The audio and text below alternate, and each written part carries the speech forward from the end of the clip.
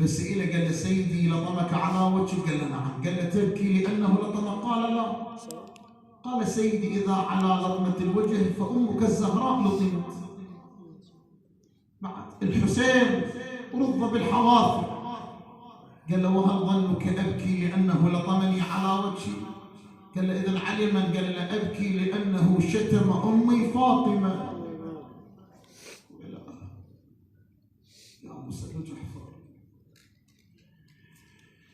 يحملون جنازته الأخوان. علي بن سويد قال له متى الفرج؟ قال له يوم الجمعة. سبحان الله فات الجمعة. قال له وأين اللقاء؟ قال على جسر الرصاف للبغداد. حسبال الإمام يطلع، راح خبر الناس قال لهم راح يطلع إمامكم خلينا نتلقاه.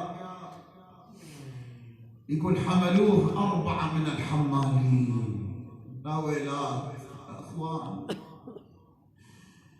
قالوا من طلعوها وحشة جنازتك من طلعوها. الأخوان عنده ويحضروا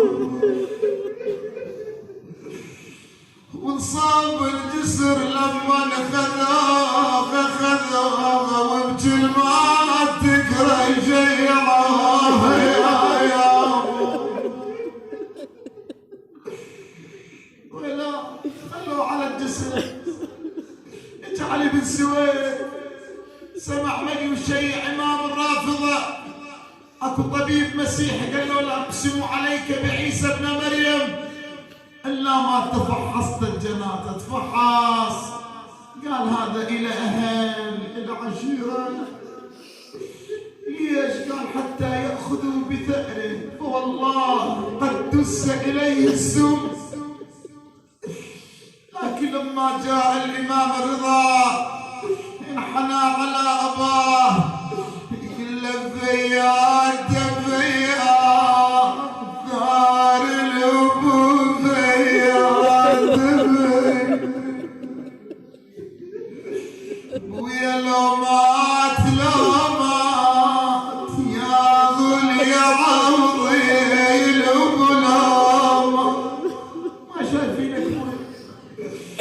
قال لهم قعدات همنا بعد وياك قعد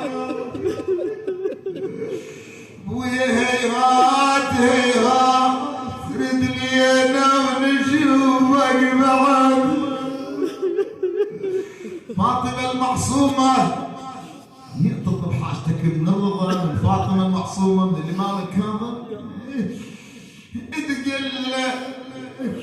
تقول له والله وقت الوداع ما اخذتني وياك خويا وقت الوداع. اشوف والدي بس وارجع بسرعه. تقول له ضاع راح الامل مني والعمر ضاع. الميت يقول له قاعده بيمه بناته خواته. قال كل ميت على بناته يودوا. كل ميت يودون البنات وعد راسه يقعد لك الخوات. ساعة وفاته بس الكاظم بساعة وفاته. والله مدللات ما بجن يمه مدللات.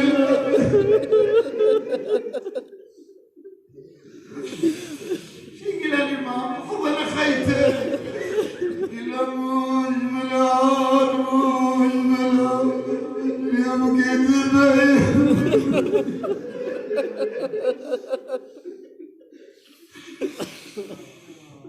يقول اخويا موج بالآن اليوم كذبه يا موج بالآن. يهد الحلم ويا ويعمل عيون. الله قال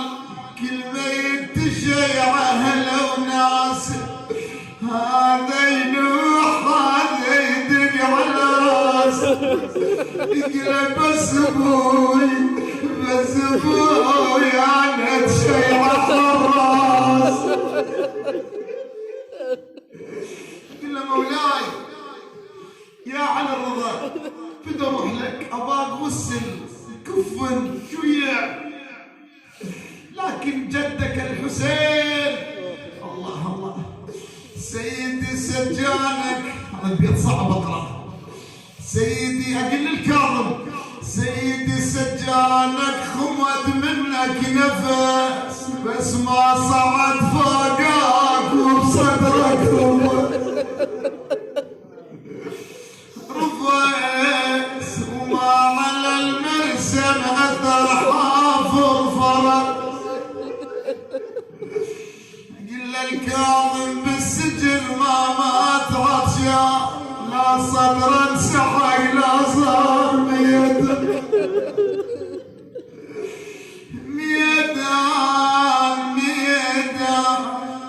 لا ظل جسمه ثاوى على الارض عريان بس حسين وين ما عنده جفان.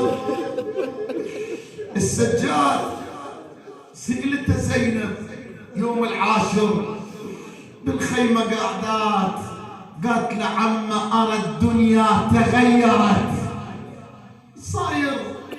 قالها عمه رفعوا غزاء الخيمة رفعوها قال عمه فررنا بوجوهكن في الميدان. ليش؟ قال سقط والدي من على ظهر جوه. طلعت للحسين شقل ابو عبد الله قالت تطلعين يا غول قال لي زينب تطلعين قل النساوين ليش خليت يا اخويا النساوي. شوف شو تقول له؟ تقول له اخويا انا بخيمتي وسمعت لوني سمعت الناس صاحوا طاح الحسين. انا بخيمتي وسمعت الناس صاحوا سمعت الناس قالوا طاح صعد وصوت حاجيني يلحني. راحت للحسين قامت تقوم وتوقع. السجاد قالها عمه تقول له وذاك يوم نهدي الحنين وذاك يوم عمه ما بي قوم وانا من احلى وما بي قوم.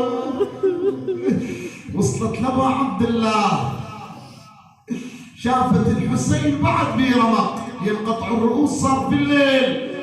حاجته ابو علي انا زينب طلع صوت من النحار يقول وياي صاح يا غل تحكي وياي يمكن رقية جايب الماء عفوا زينب دنقت يمه وحجت بهدان شو جنك تهين زينب يا رب شو جنك تهين زينب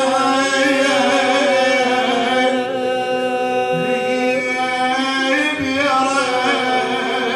رجوان. عندك البيت للإمام الكاظم وانت جاي تضرب صدرك للشفاء مولانا تقول ويلاه على جسر ما